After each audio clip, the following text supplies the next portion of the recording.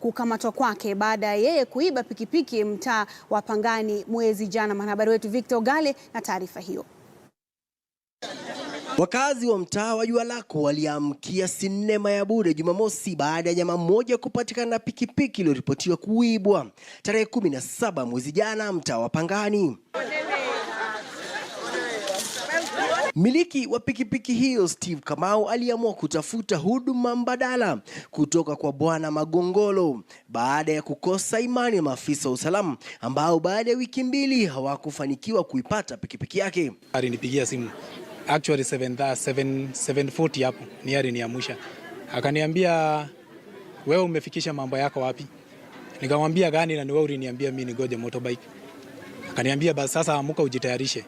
By saa 3 enda pale Menengai, ameshindwa kufika, wewe enda hapo. So sikumwamini for the first time. So nilikuja na nikafika hapo. Kitu ya kwanza yenye niliona ni motorbike na nikaona ni yangu. So nilikuwa surprised lakini nilishindwa mpaka kwenda pale juu sasa iko peke yake, kumbe jamaa alikuwa amelala the other side. So kwa hasira nilimgonga, hata hii mguu inaumia by the way. Iko juu kabisa. Na hii mganga atatusaidia tupate. Atasaidia wewe. Kweli? Yeah. Yangu. Wewe ungetembeza pikipiki yangu. Nataka mkoa ngapi na ulikuwa unaiba nini? Nahitaji kujua mkoa ngapi na ulikuwa unaitembeza huko. Magongolo wakishirikiana na Steve Kamau katika uganga huo, na hatimaye mshukiwa anaanza kuwataja walioshirikiana naye katika uhalifu huo. Cha kushangaza ni kuwa wauzaji wa pikipiki hiyo ndio wahusika wakuu. Nikamwambia hiyo kazi kwa sababu inaweza niletea shida.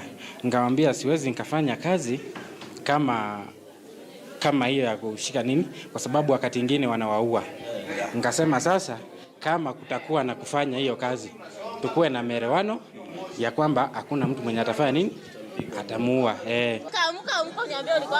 Takwimu kaunti ya Nakuru zinaonyesha kuwa pikipiki zaidi ya 3 zinaripotiwa kuibwa kila wiki, huku wahusika wakiuza miji mingine. Mshukiwa hapo baadaye alitiwa nguvuni. Victor Ogale, KTN News, County